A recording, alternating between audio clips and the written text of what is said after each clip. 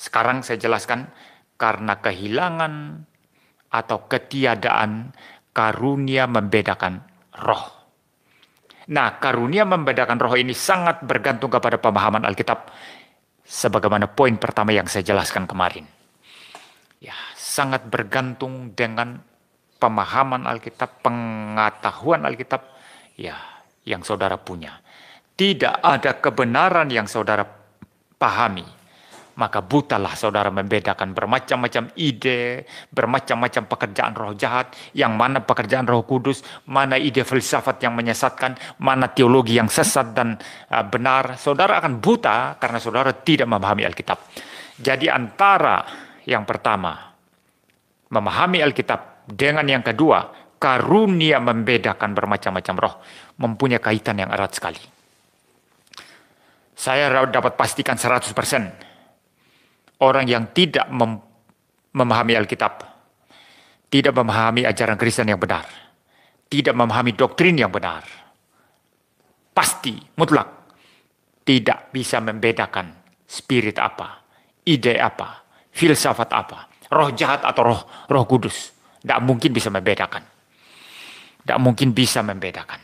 Nah, karena alasan ini saudara, maka saya menggolongkan karunia membedakan roh ini sebagai karunia alamiah, bukan karunia supranatural. Kalau dalam pembagian saya, karunia-karunia rohani itu ada yang sifatnya alamiah atau natural, dan ada yang sifatnya supranatural. Nah, mengapa ada pembedaan semacam ini? Kenapa disebut natural? Natural itu karena apa? Ada yang secara umum di luar orang Kristen juga punya. Karunia mengajar. Mengajar misalnya ya. Tapi tentu saja orang bukan Kristen tidak dapat disebut karunia mengajar ya. Karena istilah karunia itu hanya dikaitkan dengan orang-orang Kristen yang mendapat karunia Roh Kudus untuk mengajar ya.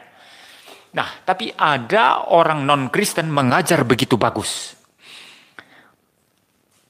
Saudara paham ya? Jadi karunia mengajar begitu bagus ada juga dalam diri orang non-Kristen. Dan di dalam orang Kristen ada. Dan nanti kalau itu dipakai memperkembangkan pekerjaan Tuhan, itulah yang disebut sebagai apa? Karunia mengajar. Jadi ini sifatnya natural. Tapi setelah menjadi orang Kristen, dan karunia, dan ya saya tidak sebut karunia ya, talenta mengajar itu, talenta itu umum ya. Talenta mengajar itu dipakai untuk mengajar jemaat, dipakai untuk mengembangkan pelayanan Kristen, dipakai untuk menumbuhkan iman jemaat, dipakai untuk mengajarkan hikmat Allah yang ada dalam Alkitab, dan membuat banyak orang memahami firman Tuhan, menerima pengajaran firman Tuhan itu dengan benar. Anda karunia mengajar, tapi Anda mempunyai karunia mengajar ini tidak langsung waktu jadi Kristen langsung terima itu, enggak. Memang sejak dari lahir Anda punya talenta itu. Saya anggap talenta mengajar itu bawaan lahir, bukan diciptakan itu. Anda kalau enggak punya talenta mengajar, sampai nangis-nangis ngajar orang pun orang enggak akan ngerti, orang enggak akan senang mendengarkan kamu. Orang malah tambah bingung dengar kamu. Ya. Sudah paham ya maksudnya ya? Itu bawaan. Itu talenta sejak lahir mengajar. Tapi setelah jadi Kristen, Roh Kudus mengarahkan itu, kamu mengajar jemaat, memperkembangkan jemaat, mempertumbuhkan iman jemaat. Itulah karunia mengajar. Itu sebab karunia mengajar saya golongkan ke dalam karunia alamiah atau natural. Paham ya? Contoh lain apa? Karunia bernubuat, dalam konteks ini berkhotbah. Saya sudah menjelaskan berulang-ulang ya, konteks Paulus bicara karunia bernubuat dalam perjanjian baru itu, konteksnya adalah berkhotbah dan mengajar. Nah, di luar sana ada orang pintar khotbah enggak? Banyak, namanya berpidato. Ya. Namanya apa? Berpidato. Ya, Presiden Indonesia yang pertama, Presiden Soekarno itu jago pidato. Kalau dia sudah berdiri dan berbicara, semua orang tenang. Katanya itu bahkan tukang-tukang becak pun itu berhenti menarik becak. Mereka duduk tenang di atas becak mereka dan mendengarkan Soekarno berpidato. Oh, itu talenta berpidato. Kalau di gereja ya itu namanya. Ya, itu ada secara umum. Alamiah, natural. Nanti ketika itu dipakai orang Kristen, dia berpidato dari atas mimbar. Dalam pengertian berkhotbah dari atas mimbar. Dan orang mendengarkan. Dan mereka tertarik. Takjub mendengarkan. Itulah karunia apa? Berkhotbah. Atau karunia bernubuat, saudara. Saudara paham ya? Jadi itu karunia-karunia natural. Karunia-karunia yang sifatnya alamiah. Ya. Yang sudah ada sudah bawaan sejak lahir. Lalu kemudian nanti ketika menjadi Kristen dan dipakai untuk melayani Tuhan, itu disucikan oleh Roh Kudus menjadi karunia rohani, karunia mengajar, karunia bernubuat atau berkhotbah atau yang semacam itu. Contoh lain, karunia memimpin, itu ada dalam Alkitab. Karunia memberikan pimpinan, memimpin. Ya, banyak pendeta terpaksa jadi pemimpin, padahal tidak punya karunia memimpin. Maka nanti gereja yang dipimpin kacau balau. Ya, jujur saja banyak pendeta itu tidak punya karunia memimpin. Tapi karena dia sekolah teologi sudah diangkat jadi pendeta, ya terpaksa harus memimpin. Tapi yang dipimpin nanti kacau balau, gerejanya pecah kiri kanan, tengkar jemaatnya kiri kanan. Dan pendeta yang tak mempunyai karunia memimpin ini kemudian menjadi kelabakan dan tidak bisa mengatasi masalah yang ada. Ya. Nah, karunia memimpin ini umum di dalam hidup orang non-Kristen pun mempunyai talenta memimpin luar biasa. Tetapi nanti kalau itu orang jadi Kristen, lalu talenta memimpin itu disucikan oleh Tuhan, dia akan menjadi pemimpin Kristen yang sangat baik sekali. Ini namanya karunia memimpin, sifatnya alamiah. Ada yang sifatnya supranatural, saudara. Apa itu? Misalnya berbahasa, ya, berbahasa lain, itu istilahnya Alkitab, ya, dan bahasa-bahasa lain, ya. Nah, apalagi melakukan mujizat, apalagi karunia menyembuhkan. Nah, karunia-karunia ini adalah supranatural. Supranatural itu tidak jadi bawaan lahir. Bukan karunia talent atau bukan talenta biasa bawaan lahir, tidak. Itu hanya diterima ketika orang menjadi Kristen. Ya, ketika dia sudah Kristen, itu diterima demi melakukan sesuatu hal yang sifatnya supranatural. Ya, kenapa disebut supranatural? Karena melampaui yang natural atau yang alamiah. Misalnya, seseorang yang mempunyai karunia menyembuhkan, dia mendoakan orang sakit sembuh. Doakan orang sakit sana sembuh. Doakan yang sana sembuh. Itu sifatnya supranatural. Tidak pakai obat-obat medis. Instan.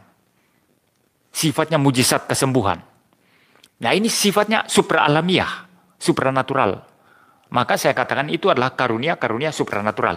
Dan pembagian semacam ini dipakai juga oleh Abraham Kuyper. Dan saya di sini merujuk kepada Abraham Kuyper, ya. Karunia-karunia alamiah dan karunia-karunia supranatural. Ya. Sebelum saya lanjut menjelaskan tentang karunia membedakan roh, ya, saya lanjutkan sedikit mengenai karunia-karunia supranatural ini. Nah, karunia-karunia supranatural ini sudah selesai sejak gereja pertama itu establish. Ya. Buktinya apa, Muriwali? Bukti sejarah mengatakan demikian. Ya. Abad kedua, ya, sudah tidak ada lagi seperti itu.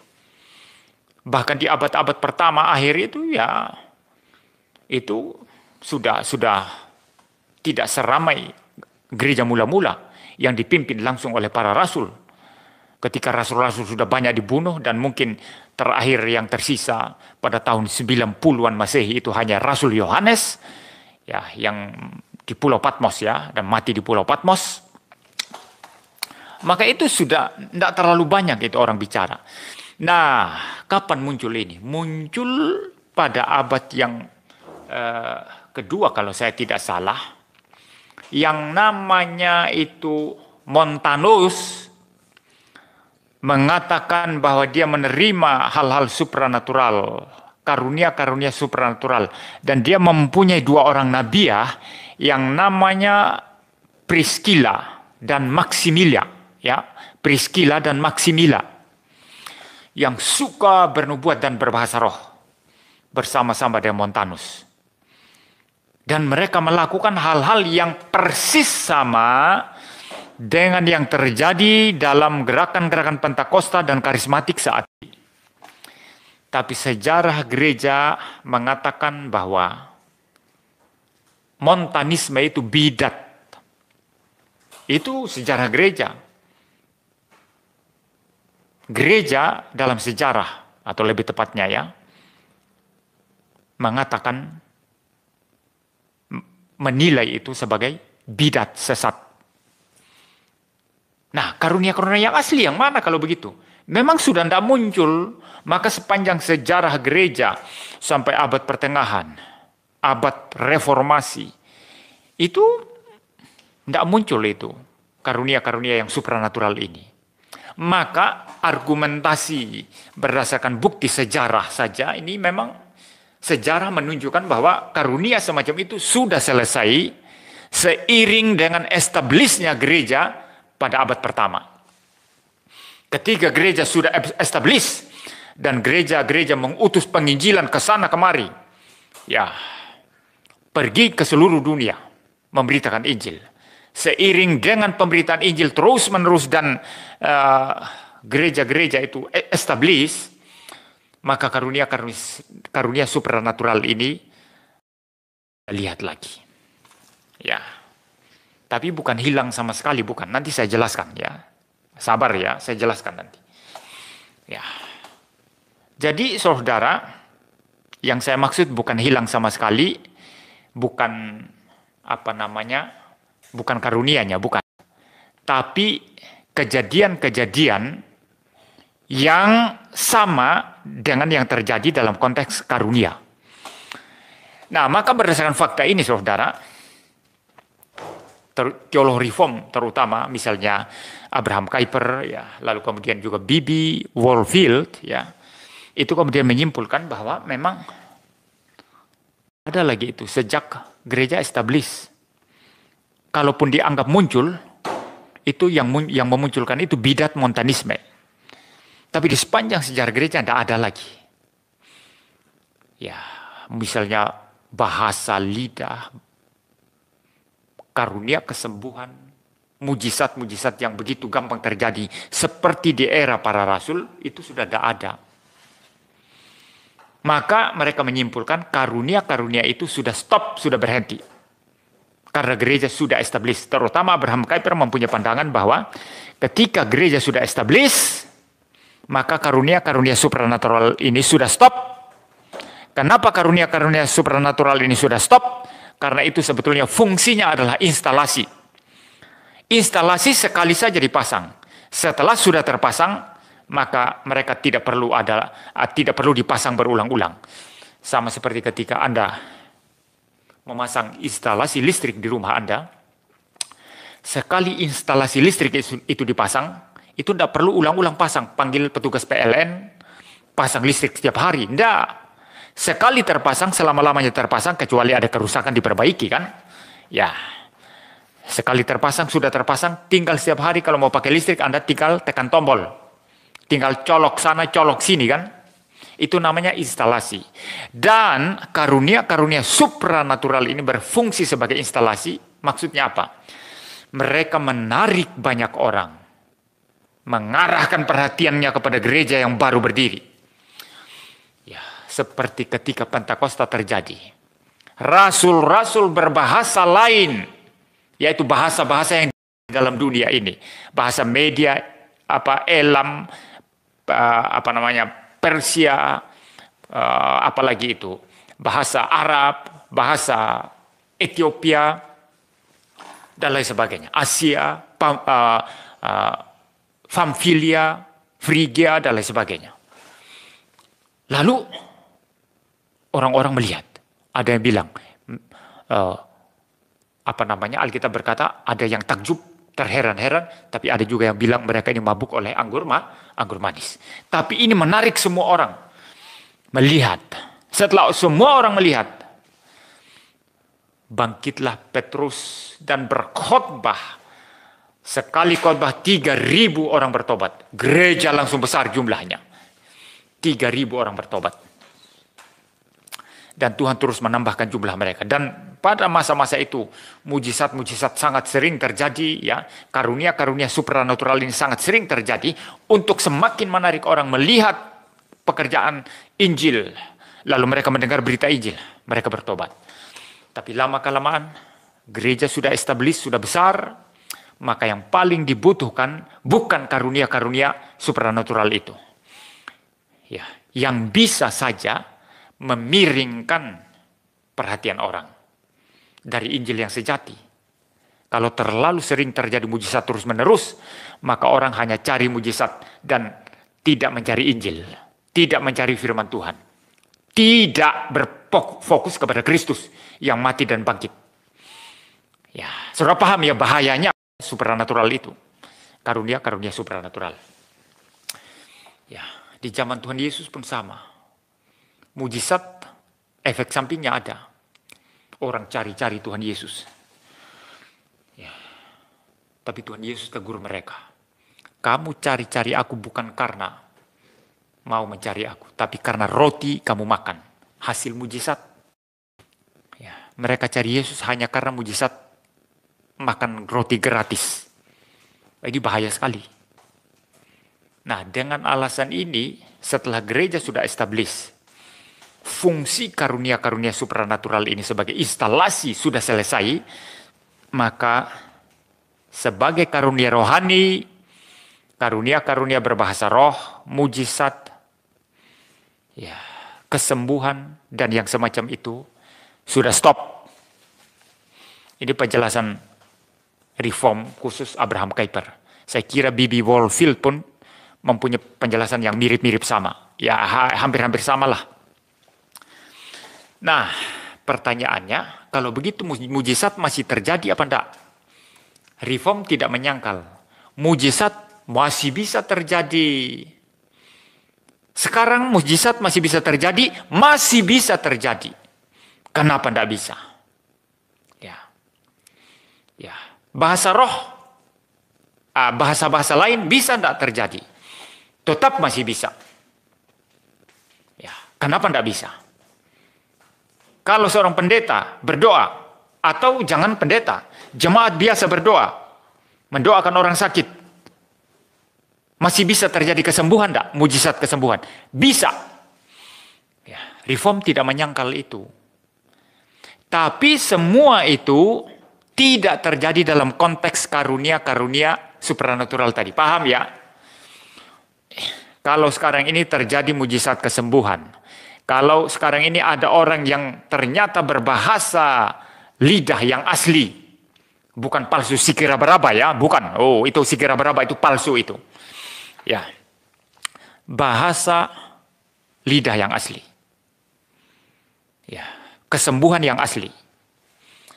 Itu terjadi bukan dalam konteks apa? Karunia supranatural. Karunia kesembuhan, karunia bahasa roh, bukan. Karena sebagai karunia sudah stop. Ya, tapi itu terjadi dalam apa? Itu terjadi dalam konteks providensi Allah. Ya, pemeliharaan Tuhan atas orang percaya. Maka saya berulang-ulang mengatakan, ya, kalau ada orang Kristen sakit parah sekali, dokter bilang ini nggak bisa, kecuali kalau engkau mau dioperasi dengan biaya sangat mahal, mungkin tertolong. Tapi orang ini sangat-sangat miskin. Lalu dia berdoa kepada Tuhan.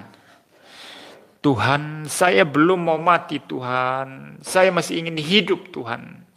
Tolong saya Tuhan. Saya masih punya tanggung jawab Tuhan. kalau Tuhan mau berbelas kasihan kepada dia bisa Tuhan sembuhkan. Melalui mujizat, ya bisa, kenapa tidak? Ya, Tuhan bisa menyembuhkan. Melalui apa? Melalui mujizat. Tetapi hal-hal semacam itu bukan hal-hal yang umum. Sebagaimana terjadi dalam konteks karunia-karunia rohani supranatural zaman dulu. Tidak. Sekarang ini kita lihat jarang terjadi. Sangat-sangat jarang terjadi. Yang banyak terjadi itu yang palsu-palsu ini. Ya. Yang sering terjadi ini kesembuhan tiap hari, tiap jam, ya, berhari-hari, berminggu-minggu, berbulan-bulan. Yang penting tepok-tepok sembuh, tepok-tepok sembuh, tepok-tepok sembuh, tepok-tepok sembuh. Ini bukan kesembuhan yang sejati. Tidak ada seperti itu. Coba kalau ada yang berani riset, ya, coba riset kesembuhan-kesembuhan semacam itu. Kesembuhannya sejati apa enggak? Kesembuhannya tetap apa enggak? Atau jangan-jangan 1-2 minggu sakit lagi. 1-2 bulan sakit dan mati. Itu kan tidak diekspos itu. Tidak diekspos. Ya. Jadi reform bukan tidak percaya mujizat. Kita percaya mujizat Tuhan kerjakan. Kita percaya kesembuhan Tuhan bisa kerjakan. Kita percaya bahkan bahasa roh yang sejati, zaman ini kalau Tuhan mau kerjakan masih ada. Tapi dalam konteks apa? Bukan dalam konteks karunia-karunia rohani supranatural. Dalam konteks pemeliharaan Tuhan atas gerejanya. Itu pertama. Kedua, dalam konteks providensi Tuhan atas pemberitaan Injil. Itu sebab di daerah-daerah yang sulit pemberitaan Injilnya, Tuhan masih berkenan melakukan mujizat-mujizat di sana. Itu sering terjadi. Coba tanya misionari-misionari yang sungguh-sungguh memberitakan Injil. Mereka ini bukan orang-orang karismatik, bukan. Tapi misionari Injili atau bahkan reform, ya, yang sungguh-sungguh memberitakan Injil di satu tempat. Saya pernah dengar cerita, kalau saya tidak salah, mungkin pendeta Stephen Tong yang cerita ya. Ada orang memberitakan Injil di tengah-tengah suku, saya tidak tahu suku Dayak atau suku apa. Di Kalimantan ya, atau mungkin di tempat lain ya, di Papua saya tidak tahu ya. Pokoknya di tengah-tengah suku yang beragama suku. Nah, satu lingkungan itu diprovokatori ya, yang menjadi provokatornya itu adalah dukun setempat atau pemimpin spiritual setempat, tidak suka dengan misionari ini. Ya, tidak suka. Mereka merencanakan hal jahat. Mereka akan menjamu makan penginjil itu atau misionari itu, ya mereka akan menjamu makan dan akan memberikan racun di dalam makanannya supaya dia mati. Nah, mereka misionari ini diundang, ya mereka ramah, ya mereka betul-betul terima. Ya, ada istilahnya itu ramah tamah, begitu ya, ketawa-ketawa, tapi racun makanannya. Ya, penginjil itu tidak tahu apa-apa. Dia makan. Setelah selesai makan, dia pamit pulang. Ya. Nah, orang-orang ini, orang-orang suku ini, termasuk pemimpin spiritualnya tadi atau dukun itu, ikut dari belakang. Mereka ikut diam-diam. Tapi penginjil ini tidak tahu. Dia masuk ke rumahnya. Ya, namanya rumah di tempat-tempat perintisan kayak gitu kan, rumah-rumah bukan permanen ya. Jadi orang-orang ini masih bisa melihat dari dinding itu ya, dari dinding. Mereka melihat dia ke dalam. Kejadian apa yang akan menimpa orang yang sudah diracun ini? Bagaimana matinya begitu ya? Mereka tunggu 1 jam. Tapi penginjil itu ya tidak mati-mati ya. Dia biasa-biasa saja. Tunggu 2 jam, 3 jam. Sudah lama nunggu, tidak terjadi apa-apa. Mereka jadi heran. Heran mereka, saudara. Kenapa tidak terjadi apa-apa ya? Kok tidak mati orang ini? Nah, saudara, akhirnya mereka ketok pintu dan masuk. Dan mereka geleng-geleng kepala. Kami heran. Tahu tidak, di makananmu tadi itu, kami beri racun 3 kali lipat katanya. Racun 3 kali lipat, saudara. Kami meracuni makanan itu 3 kali lipat. Tapi engkau aman-aman saja, tidak mati. Lalu, seperti gayung bersambut, mulailah penginjil ini memberitakan Injil. Itu karena Tuhan Yesus menolong. Tuhan saya Maha Kuasa. Percayalah orang-orang itu. Mereka kemudian menerima Kristus. Nah, ini cara Tuhan, indah saudara. Cara yang asli, yang genuine, yang sejati itu, mujizat-mujizat sejati yang dikerjakan Tuhan itu sesuatu yang sangat-sangat berbobot, ya, sangat-sangat indah. Tidak kacangan saudara terjadi berjam-jam, berhari, berminggu-minggu, begitu mudah, begitu gampang. Dipaksa-paksa lagi orang. Ayo bangun, bangun, bangun. Bapak lari, ayo lari. Beriman, beriman. Ini membuktikan kepalsuan daripada mujizat-mujizat semacam itu. Mujizat asli itu terjadinya sangat-sangat indah, sangat-sangat berbobot. Dan ada kaitannya dengan apa? Pemberitaan Injil. Ya. Kalau bukan kaitannya dengan pemeliharaan Tuhan atau providensi Tuhan atas orang-orang percaya, maka itu ada kaitannya dengan pemberitaan Injil. Itu konteks mujizat ada zaman ini. Bukan dalam konteks karunia-karunia rohani yang sifatnya supranatural. Itu sudah stop sejak gereja pertama establish berdiri. Ya, jadi reform percaya mujizat, tapi yang asli. Bukan dalam konteks karunia-karunia rohani, bukan. Tapi dalam konteks providensi Allah dan dalam konteks providensi Tuhan atas penginjilan. Bisa terjadi, reform tidak tolak mujizat. Percaya, sangat percaya. Tapi yang asli, bukan yang palsu. Ya. Nah, saya kembali sekarang kepada karunia membedakan roh. Saya sendiri memasukkan karunia-karunia membedakan roh ini ke dalam karunia yang sifatnya alamiah atau natural, bukan supraalamiah. Karena kalau supraalamiah sudah selesai. Tapi saya masukkan dalam karunia natural. Kenapa begitu? Bisa. Kenapa? Karena di dalam diri orang-orang non-Kristen pun ada yang mempunyai pikiran tajam, membedakan orang ini menipu saya atau tidak. Dari perkataan-perkataan dia nilai. Ini ada kontradiksi tidak? Ini tadi dia bilang begini, sekarang lain. Saya nilai kamu. Ya, saya perhatikan kata-katamu. Kemudian, dengar, kamu nipu saya ya. Kamu bohong ya. Ini ketajaman berpikir, saudara. Ketajaman berpikir. Ada lagi semacam orang lain. Ya, ketemu suami istri. Kalau dia mempunyai kepekaan pikiran dan jiwa yang tajam, ya, dia tahu entah suami atau istri itu mungkin suka zina. Dia tahu, dia peka dalam hati. Ini orang kayak suka zina orang ini, ya. Orang ini kayak suka berzina orang ini. Nah, orang-orang bukan Kristen bisa mempunyai kepekaan seperti itu, saudara. Bisa, terlalu bisa. Terlalu bisa. Ya. Nah, maka saya golongkan ini karunia alamiah. Karena orang bukan Kristen punya itu. Secara alamiah. Nanti kalau sudah jadi Kristen, itu disucikan oleh Roh Kudus menjadi karunia membedakan roh.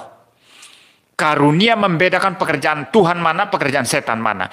Ide filsafat ini atau ide filsafat itu. Ini melawan Tuhan idenya atau bersesuaian dengan ajaran Alkitab. Ini khotbahnya menyeleweng atau tidak. Mempunyai pikiran sangat tajam membedakan. Hati yang sangat peka membedakan. Ini namanya karunia membedakan roh.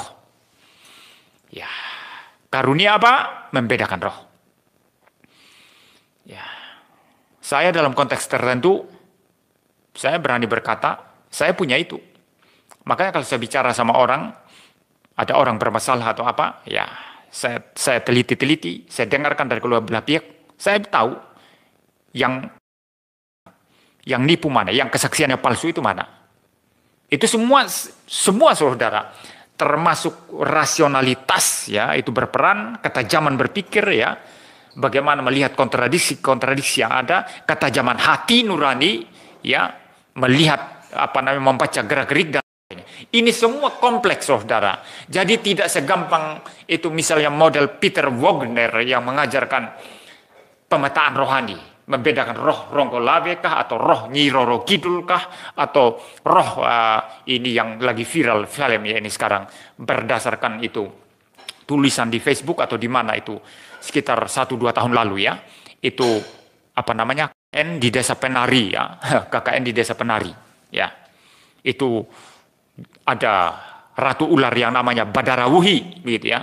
Nah, menurut Peter Wagner, apakah ini roh, apakah teritori ini dikuasai oleh roh Badarawuhi atau dikuasai oleh roh daripada Nyi Roro Kidul atau dikuasai oleh roh daripada Ronggolawe dan lain sebagainya? Bukan sesederhana itu, saudara. Justru mereka yang menekankan ini, mereka buta. Kebaktian-kebaktian palsu yang diilhami setan, mereka tidak bisa bedakan dari pekerjaan Roh Kudus yang sejati. Ini kecelakaan besar di dalam gereja.